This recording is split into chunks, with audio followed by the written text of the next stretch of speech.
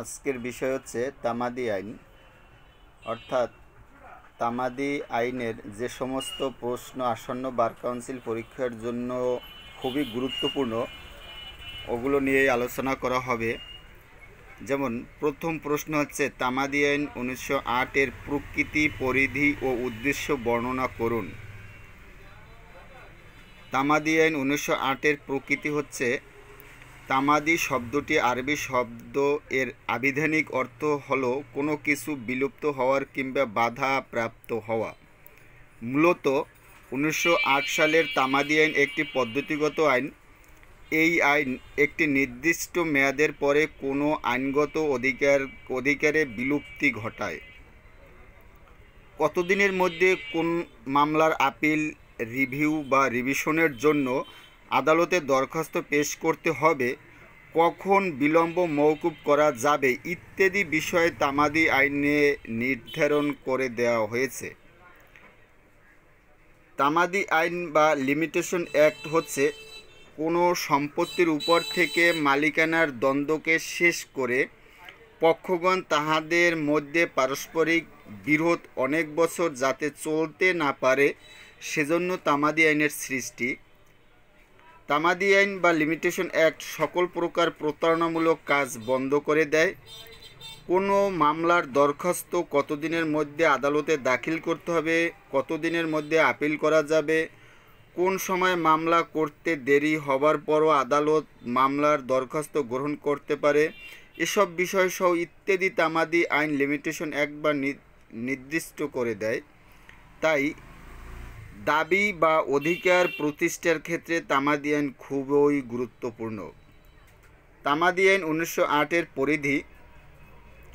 তামাদি আইনের পরিধি উপলব্ধি করার জন্য অত্র আইনটির শুরুতে যে প্রস্তাবনা দেওয়া হয়েছে তা বিশ্লেষণ করা জরুরি। তামাদি আইনের প্রস্তাবনা বিশ্লেষণ করলে জানা যায় যে অত্র আইনটির বিধানসমূহ মূলত দুটি পরিধিকে লক্ষ্য করে আলোচিত হয়েছে: দেয়ানি মূল মোকদ্দমা, আপিল ও দরখাস্ত বিষয়ে তামাদি মেয়াদ নির্ধারণ করা ও তদুদ্দেশ্যে তামাদির মেয়াদ গণনার পদ্ধতি বর্ণনা করা। দেয়ানি মূল মোকদ্দমা, আপিল ও দরখাস্ত বিষয়ে তামাদি মেয়াদ নির্ধারণ করার পূর্বে দুই ধারার কিছু সংজ্ঞা প্রদানের মাধ্যমে আইনটিকে ব্যবহৃত প্রবঞ্চগুলোকে সহজবোধ্য করা হয়েছে। 3 ধারা তামাদি আইনের মেরুদণ্ড। অত্র ধারায় তামাদি আইনের মূল বক্তব্য ব্যক্ত করা হয়েছে। 4 থেকে 25 ধারা পর্যন্ত ব্যতিক্রম সাপেক্ষে তামাদি মেয়াদ গণনার পদ্ধতি সম্পর্কে সুস্পষ্ট বিধানাবলী বিবৃত হয়েছে। 26 থেকে 28 ধারার স্থাবর সম্পত্তি ব্যবহারজনিত অধিকার ও বিরুদ্ধ দখল বিষয়ে আলোকপাত করা হয়েছে। 29 ধারায় অত্র আইনের প্রযোজ্যতার পরিধি উল্লেখ করা হয়েছে। অত্র ধারা মতে বিশেষ আইনসমূহ যেখানে তামাদি বিষয়ে স্পষ্ট বিধান রয়েছে সেখানে তামাদি আইন 1908 এর বিধানসমূহ প্রযোজ্য হবে না। এছাড়াও সকলের সুবিধার্থে অত্র আইনের প্রথম তফসিলে দেওয়ানি মূল মোকদ্দমা ও রিভিউ, দেওয়ানি ও ফৌজদারি আপিল এবং বিভিন্ন দরখাস্ত বিষয়ে তামাদি মেয়াদ নির্ধারণ করে দেওয়া হয়েছে। তামাদি আইনের রিভিশন দায়েরের আলাদাভাবে মেয়াদ না থাকলেও সাধারণত আপিল দায়েরের মেয়াদকেই রিভিশন দায়েরের মেয়াদ ধরে আদালত সমূহে প্র্যাকটিসের চলমান আছে। তামাদি আইন 1908 এর উদ্দেশ্য। তামাদি আইন 1908 সালের 9 নং আইন। এই আইনটি 7ই আগস্ট 1908 সালে প্রণীত হয়। এটি দেয়ানি মামলার মেয়াদ সম্পর্কিত আইন ও একীভূত ও সংশোধন করণার্থে এবং অন্যান্য উদ্দেশ্যে প্রণীত একটি আইন। এখানে নিম্নে অত্র আইনের প্রধান উদ্দেশ্যসমূহ উল্লেখ করা হলো, যেমন নির্ধারিত সময়ের মধ্যেই আইনের আশ্রয় গ্রহণ করতে পক্ষদের বাধ্য করা, ধারা হচ্ছে 3। কর্মতৎপর হতে সকলের অনুপ্রাণিত করা, আইন সম্পর্কে সচেতন হতে সকলকে অনুপ্রাণিত করা, সুদূর অতীতের দাবি আদায়ের পথ রুদ্ধ করা, সুদূর অতীতের কোনো বিরোধ টিকিয়ে রাখার পথে প্রতিবন্ধকতা সৃষ্টি করা, দীর্ঘকাল পরে মামলায় জড়িয়ে পড়ার আশঙ্কা রোধ করা, আইনগতভাবে অক্ষম ব্যক্তিদের সহায়তা করা, প্রতারণার মাধ্যমে সত্য আদায়ের প্রতিবন্ধকতা সৃষ্টি করা, বিবাদ স্থায়ীভাবে মীমাংসা করা, সর্বোপরি সমাজের শান্তি প্রতিষ্ঠা করাই তামাদি আইনের প্রধান উদ্দেশ্য। তামাদি আইন একটি স্বয়ংসম্পূর্ণ আইন, ব্যাখ্যা করুন। এটি প্রশ্ন। উত্তর: তামাদি আইন একটি স্বয়ংসম্পূর্ণ আইন। 1908 সালের তামাদি আইনের সুস্পষ্ট বিধান হলো, এই আইনের নির্ধারিত সময়সীমার মধ্যে কোনো মামলা, আপিল কিংবা দরখাস্ত আদালতে দাখিল না করলে পরবর্তী আদালত বা আদালত তা গ্রহণ করবে না। তামাদি আইনের 3 ধারা হতে 25 ধারা পর্যন্ত বর্ণিত বিধান মোতাবেক যে সকল ধরনের মামলা, আপিল কিংবা দরখাস্ত দাখিলের মেয়াদ সম্পর্কে সাধারণত নিয়মাবলী ব্যতিক্রম সহ উল্লেখ করা হয়েছে, এই আইনের মধ্যে 4 ধারার তামাদি মেয়াদ বা বিলম্ব মওকুফের ব্যবস্থা করা হয়েছে। তামাদি আইন 28 ধারায় জবর দখলের মাধ্যমে স্থাবর সম্পত্তির মালিকানা সত্ত্ব বিলুপ্ত হয় এবং কবর দখলকারীর সত্ত্ব অর্জনের সময়সীমা বিষয়ে নির্ধারিত বিধানাবলী বর্ণিত হয়েছে। এছাড়াও অত্র আইনের 26 ও 27 ধারায় ব্যবহারসিদ্ধ অধিকার অর্জনের সময়সীমা সম্পর্কে বিধান রয়েছে। তাই এই আইনের 5 ধারা অনুযায়ী বিলম্ব মওকুফ যে ব্যবস্থা হয়েছে বা উক্ত বিধান ছাড়া আদালত ন্যায় বিচার এর স্বার্থে তামাদি আইন দ্বারা অনুমোদিত সময়সীমার ব্যাপারে কোনো অনুমান বা ক্ষমা প্রদর্শন করবেন না। সুতরাং যে দাবি তামাদি হয়ে যায় তার সময়সীমা বাড়ানোর এখতিয়ার আদালতের নেই। এমনকি তামাদিকৃত দাবি বা অধিকারকে আদালত পুনরুজ্জীবিত করতে পারে না। তাই তামাদির আইন বলতে এমন এক স্বয়ংসম্পূর্ণ আইনকে বোঝায় যে আইন দ্বারা সর্বপ্রকার দাবি বা সত্যের দ্বন্দ্বকে অবিরাম গতিকে দীর্ঘায়িত করার সুযোগ না দিয়ে স্বয়ং তা চিরদিনের জন্য নিষ্পত্তি করার সাহায্য করে থাকে। তাছাড়া এই আইন প্রতারণামূলক কার্যক্রম প্রতিরোধ করে। 1908 সালের তামাদি আইন 29টি ধারা এবং একটি তফসিলে 183টি অনুচ্ছেদ রয়েছে। অতএব এই সকল সব ধরনের বিধিবদ্ধ নিয়মাবলী সন্নিবেশিত রয়েছে বিধায় একে স্বয়ংসম্পূর্ণ বিধিবদ্ধ আইন বলে গণ্য করা হয়। তাই উপরোক্ত আলোচনার আলোকে বলা যায় যে 1908 সালের তামাদি আইন একটি স্বয়ংসম্পূর্ণ আইন। প্রশ্ন হচ্ছে, তামাদি আইনের 3 ধারা অনুযায়ী মামলা দায়েরের কার্যক্রম ব্যাখ্যা করুন। উত্তর: তামাদি আইন 1908 সালের 3 ধারায় বর্ণিত আছে যে তামাদি মেয়াদ শেষে মামলা ইত্যাদি খারিজ করা যাইবে। উহাতে অপরপক্ষ আপত্তি তুলুক বা না তুলুক তাহা বিবেচ্য বিষয় নয়। প্রত্যেক মামলা নির্ধারিত সময়ের মধ্যে আদালতে দায়ের করা না হইলে উক্ত ধারার বিধান মতে আদালত উক্ত মামলা খারিজ করতে বাধ্য। ইত্যাদি বলতে তামাদি আইনের আপিল এবং সকল প্রকার আবেদনকে বুঝাইবে, অর্থাৎ তামাদির মেয়াদান্তে দায়েরকৃত মামলা, আপিল আবেদন আদালতে খারিজ করিবেন। তামাদি আইনের 3 ধারায় বিষয়বস্তু হলো মোট 3টি: মামলা, আপিল এবং আবেদন। সুতরাং তামাদির নির্ধারিত সময় অতিক্রম করে কোনো মামলা, আপিল আবেদন দায়ের করিলে তাহা আদালতের নিকট খারিজযোগ্য। এখানে একটি সমস্যামূলক প্রশ্ন আছে, যেমন ক এর একটি মামলা করার তামাদি মেয়াদ শেষ হয় 19/2/2022 তারিখ। উক্ত তারিখ শনিবার ছিল এবং পরের দিন ক হঠাৎ গুরুতর অসুস্থ হয়ে পড়ে বিধায় যথাসময়ে মামলা দায়ের করিতে পারে নাই। 21 তারিখ সরকারি ছুটি ছিল। ক পরবর্তী মামলা দায়ের করিতে চায়। আপনি ক এর আইনজীবী হিসেবে ককে মামলা দায়েরের বিষয়ে আইনগত পরামর্শ দিন। অর্থাৎ এজ এ অ্যাডভোকেট হিসেবে আপনার করণীয় কি? সে বিষয়ে এখানে আলোকপাত করা হয়েছে এবং একটি মামলার বিষয়ে এখানে বলে দিয়েছে যে 19/2/2022 তারিখে ওটি শেষ হয়ে গিয়েছিল, কিন্তু উক্ত তারিখ ছিল শনিবার। পরের দিন হঠাৎ গুরুতর অসুস্থ হয়ে পড়ে বিধায় যথাসময়ে মামলা দায়ের করতে পারে নাই। তো এখানে ঘটনার বিবরণটা হচ্ছে এরকমেরই। এর একটি মামলা করার তামাদি শেষ হয় 19/2/2022 তারিখ।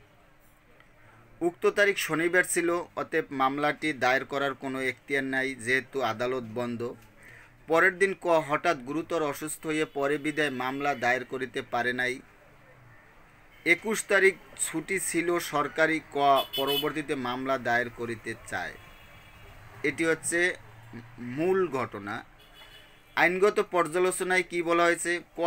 এর মামলাটি যেহেতু একটি দেয়ানি মূল মামলা এবং এর তামাদি শেষ হয় 19/2/2022 তারিখ, ওই দিন শনিবার অর্থাৎ সরকারি ছুটির দিন ছিল বিধায় তামাদি আইনের 4 ধারা মোতাবেক তামাদি মেয়াদ গণনা বন্ধ থাকবে। দায়ের করিতে পারে নাই, কিন্তু যেহেতু ইহা একটি দেওয়ানি মূল মামলা তাই উক্ত ক্ষেত্রে অত্র আইনের 5 ধারা বিলম্ব মওকুফের সুবিধা পাবে না। অর্থাৎ এটি হচ্ছে মূল কথা। যেখানে এখানে বোধগম্যর মূল বিষয়টি হচ্ছে এটা যে আপনার যেদিনকে শেষ হবে তার আগেই মূল মামলা দায়ের করতে হবে, অর্থাৎ মূল মামলায় তামাদির অতিবাহিতর কোনো সুযোগ নাই। আইনগত সিদ্ধান্তে বলা হয়েছে তামাদি আইনের 3 ধারা মোতাবেক তামাদির মেয়াদান্তে দায়েরকৃত মামলা ইত্যাদি আদালত খারিজ করে দিবেন। সুতরাং এর মামলাটি তামাদির সুনির্দিষ্ট সময়ের মধ্যে দায়ের করিতে হইবে, কিন্তু তামাদির মেয়াদের শেষের দিন সরকারি ছুটি ছিল অর্থাৎ শনিবার ছিল বিধায় কে রবিবার অর্থাৎ 20/2/2000 তারিখই মামলাটি দায়ের করা উচিত ছিল, কিন্তু যেহেতু গুরুতর অসুস্থতার কারণে মামলাটি যথাসময়ে দায়ের করে নাই, সুতরাং পরবর্তীতে মামলাটি তামাদি আইনের 3 ধারা মোতাবেক দায়ের করিতে বারিত হবে বা দায়ের করিলেও আদালত তামাদি আইনের 3 ধারা মোতাবেক ইয়া খারিজ করিয়া দিবেন। এখানে মূল প্রতিবেদ্য বিষয় হচ্ছে যে যেহেতু মূল মামলা সেহেতু লাস্টের দিন মামলা করার উচিত ছিল, যেহেতু সে করে নাই সেহেতু সে পরের দিনকে শনিবার ছিল বা গুরুতর অসুস্থতার ছিল এবং পরের দিন রবিবারের সে মামলা করতে পারত, কিন্তু যেহেতু করে নাই সেহেতু সে মামলা করলেও আদালত খারিজ করবেন। 3 ধারার মূল প্রতিবেদ্য বিষয় হচ্ছে এখানে মামলা করলে আদালত দেখবে তামাদিতে বারিত কি না। এখানে বিবাদী আপত্তি তুলুক বা না তুলুক এটা বিবেচ্য বিষয় নয়, আদালত স্বপ্রণোদিত হয়ে মামলাটি খারিজ করে দেবেন। ইহাই এখানে চূড়ান্ত কথা, অর্থাৎ মামলাটি গ্রহণযোগ্য হবে না, এটাই হচ্ছে আসল কথা। এরপরে সমস্যামূলক আরেকটি প্রশ্ন হচ্ছে কোনো মোকদ্দমা চূড়ান্ত নিষ্পত্তির জন্য ধার্য দিন বাদী হঠাৎ অসুস্থ হয়ে আদালতে উপস্থিত হতে না পারায় বিবাদীগণের উপস্থিতিতে বাদীর ওই অসুস্থতাজনিত কারণে মামলাটি খারিজ হয়ে যায়। মামলা খারিজের প্রায় 3 মাস পরে বাদী আপনার কাছে এসে ওই একতরফা খারিজের আদেশ রদ ও রহিতকর্মে মোকদ্দমা পুনরুজ্জীবিত করার ব্যবস্থা নিতে বলে। তামাদি মওকুফের জন্য আদালতকে সন্তুষ্ট করতে আপনি কোন কোন বিষয়ের উপর গুরুত্ব আরোপ করবেন? তামাদি হওয়ার পর যেভাবে মোকদ্দমা দায়ের করতে হয়, আলোচ্য সমস্যা প্রতিমান যে মোকদ্দমা চূড়ান্ত নিষ্পত্তির জন্য ধার্য দিনে বাদী হঠাৎ অসুস্থ হয়ে আদালতে উপস্থিত হতে না পারায় বিবাদীগণের উপস্থিতিতে বাদীর অনুপস্থিতির কারণে দেওয়ানি কার্যবিধির 9 আদেশের 8 বিধি মোতাবেক মামলাটি খারিজ হয়ে যায়। মামলা খারিজের প্রায় 3 মাস পরে বাদী এসে ওই খারিজ আদেশ রদ ও রহিতকর্মে মোকদ্দমাটি পুনরুজ্জীবিত করার ব্যবস্থা নিতে বলে। উপরোক্ত অবস্থা বিবেচনাধীনে খারিজ আদেশ রদ করার এবং মোকদ্দমাটি পুনরুজ্জীবিত করার জন্য এই আদালতের দেওয়ানি কার্যবিধির 9 আদেশের 9 বিধি এবং 151 ধারা মোতাবেক আবেদন করে একটি দেওয়ানি বিবিধ মোকদ্দমা বা সানি মোকদ্দমা দায়ের করতে হবে। এক্ষেত্রে তামাদি আইন 1908-এর 163 অনুচ্ছেদ বিধান অনুসারে খারিজ আদেশের 30 দিনের মধ্যে আবেদন করতে হবে, কিন্তু প্রদত্ত সমস্যায় বাদী মোকদ্দমা খারিজের প্রায় 3 মাস পর তা পুনর্জীবিত করতে এসেছে। কাজেই খারিজ আদেশ রদ করার জন্য বিবিধ মোকদ্দমার সাথে তামাদি আইনের 5 ধারার বিধান মতে বিলম্ব মওকুফের জন্য একখানা দরখাস্ত পেশ করতে হবে। এখানে একটি ডিএলআর দেওয়া হয়েছে। কেরামত আলী বনাম রমিজ উদ্দিন আহমেদ 39 ডিএলআর সেকশন 336 মামলায় সিদ্ধান্ত হয় যে দেয়ানি কার্যবিধির 151 ধারার অন্তর্নিহিত ক্ষমতা তামাদি আইন 1908-এর 5 ধারার বিলম্ব মওকুফের দরখাস্ত মঞ্জুর করতে পারে। আদালতের সন্তুষ্টির জন্য যে বিষয়ের উপর গুরুত্ব দিতে হবে, তামাদি মওকুফের জন্য আদালতকে সন্তুষ্ট করতে যে বিষয়ের উপর গুরুত্ব আরোপ করতে হবে সে সম্পর্কে তামাদি আইন 1908-এর 5 ধারায় বর্ণিত আছে। উক্ত ধারায় বলা হয়েছে যে কোনো আপিল, রিভিউ, রিভিশন, আপিলের অনুমতি দরখাস্ত, অন্যান্য দরখাস্ত নির্দিষ্ট তামাদি সময়সীমার পরও গ্রহণ করা যেতে পারে। যদি আপিলকারী বা দরখাস্তকারী আদালতকে সন্তুষ্ট করতে পারে যে নির্দিষ্ট সময়ের মধ্যে আপিল বা দরখাস্ত না করার পিছনে যথেষ্ট কারণ ছিল। তামাদি আইনের 5 ধারার যথেষ্ট কারণ বলতে দারিদ্রতা, গুরুতর অসুস্থতা, হাজতবাস, আইনজীবীর ভুল, করণিক ভুল, সরল বিশ্বাসের ভুল, আদালতের সংঘাতপূর্ণ সিদ্ধান্ত, পর্দাসীন মহিলা, যার ডিক্রির নকল তৈরিতে বিলম্ব ইত্যাদি এবং উক্ত কারণসমূহের যে কোনো একটি বা একাধিক কারণের উপযুক্ত ব্যাখ্যা দিয়ে আদালতকে সন্তুষ্ট করতে পারলে আদালত তামাদি মওকুফ করতে পারেন। সুতরাং আলোচ্য সমস্যার ক্ষেত্রে যেহেতু বাদী গুরুতর অসুস্থতার কারণে আদালতে উপস্থিত হতে পারে নাই, সেহেতু তামাদি মওকুফের জন্য বাদীকেই প্রমাণ করতে হবে যে মামলার শুনানির দিন বাদীর অনুপস্থিতির পিছনে যুক্তিসঙ্গত যথেষ্ট কারণ ছিল এবং উক্ত যুক্তিসঙ্গত কারণেই বাদী আদালতে উপস্থিত হতে পারে নাই।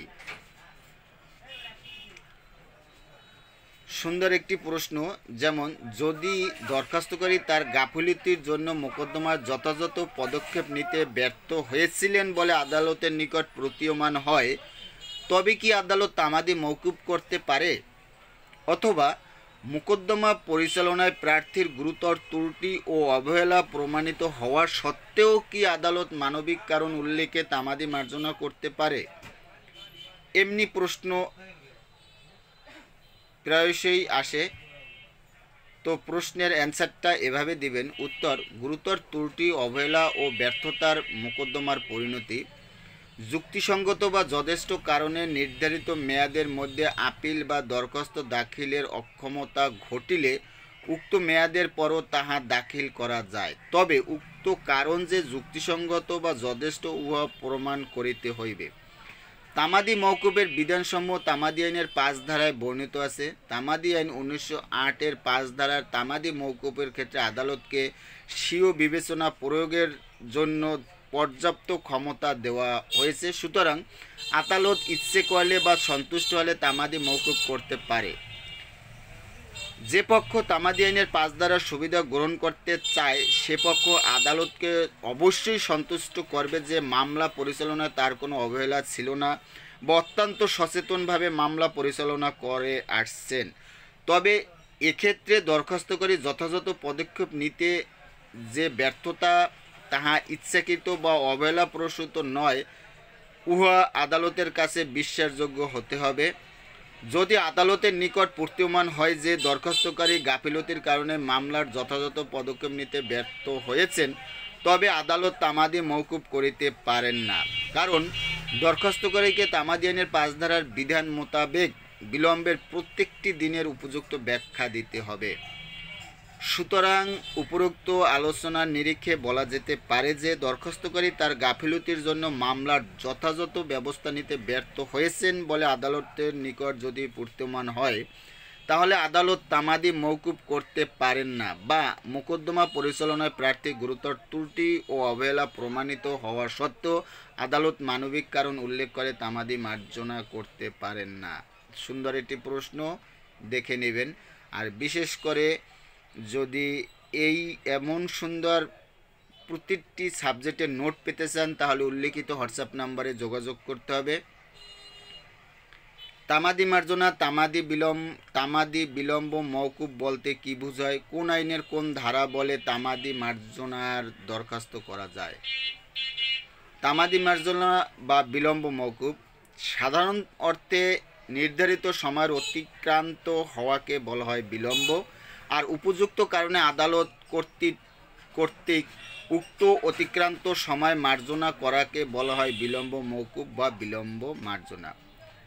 তামাদি আইন 1908-এর প্রথম তফসিলে নির্ধারিত সময় সীমার মধ্যে মূল দেওয়ানি মামলা বা যে কোনো আপিল বা দরখাস্ত দায়ের করতে হয়। উক্ত সময়সীমা পার হয়ে গেলে আদালত তা গ্রহণ করতে অস্বীকার করতে পারে। তবে দেওয়ানি মূল মামলা ব্যতীত অন্যান্য যেসব আপিল দরখাস্তের ক্ষেত্রে আদালতের পর্যাপ্ত কারণ দেখিয়ে আদালতের নিকট বিলম্ব মওকুফের দরখাস্ত করা যায় এবং আদালত সন্তুষ্ট হলে উক্ত দরখাস্ত গ্রহণ করতে পারে, তাকে বলা হয় বিলম্ব মওকুফ বা তামাদি মার্জনা। তামাদি মার্জনা দরখাস্তে দায়ের। তামাদি আইন 1908-এর 5 ধারা অনুসারে বিলম্ব মওকুফের জন্য আবেদন করা যায়। যদি কোনো ব্যক্তি তামাদি আইনের প্রথম তফসিলে নির্ধারিত সময়ের মধ্যে কোনো আপিল বা দরখাস্ত দায়ের করতে ব্যর্থ হয় তাহলে উক্ত ব্যক্তি বিলম্ব মওকুফের জন্য তামাদি আইনের 5 ধারা অনুসারে দরখাস্ত করবে। সুতরাং তামাদি আইন 1908-এর 5 ধারার বিধান অনুসারে কোনো দরখাস্তকারী যদি নির্দিষ্ট সময়সীমার মধ্যে আপিল, রিভিশন, আপিলের অনুমতি দরখাস্ত বা অন্য যে কোনো দরখাস্ত দায়ের করতে না পারায় যথেষ্ট উপযুক্ত কারণ ছিল মর্মে আদালত সন্তুষ্ট করতে পারে, তখন আদালত বিলম্ব মওকুফ করে উক্ত দরখাস্ত গ্রহণ করতে পারে। তো আজকের এ পর্যন্তই। ভিডিওটি বড় হয়ে যাচ্ছে। পরবর্তী ভিডিও পেতে আমার চ্যানেলটি পাশে থাকুন এবং উক্ত সাজেশন পেতে হলে আমার চ্যানেলটি দেয়া নাম্বারে হোয়াটসঅ্যাপ নাম্বারে নক করলে সাজেশন পেতে পারেন। তো আজকের এ পর্যন্তই। ভালো থাকুন, সুস্থ থাকুন।